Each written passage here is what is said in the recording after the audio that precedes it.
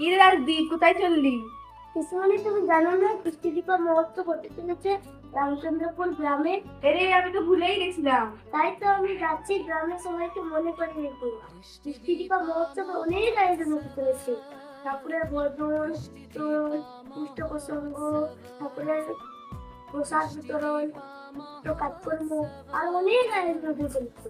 তুমি যাচ্ছ তো? হ্যাঁ, আমি যাবোই তো। আর কৃষ্টি মহোৎসবে কিন্তু আমি তো তোদের গ্রামেও যাব, সবাইকে মনে করিয়ে দিতে। তারা আমি রেডি হয়ে আছি। চল, আমি রেডি। আমরা তো গ্রামের সবাইকে নিয়ে আসছি, আপনারাও আসছেন তো কৃষ্টি দীপা মহোৎসবে? অনেক আনন্দ হবে, সবার সাথে দেখা হবে।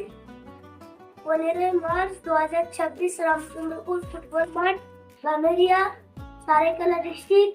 ওইখানে সবার সাথে দেখা হবে। জয় জয় গুরু গুরু সবাইকে।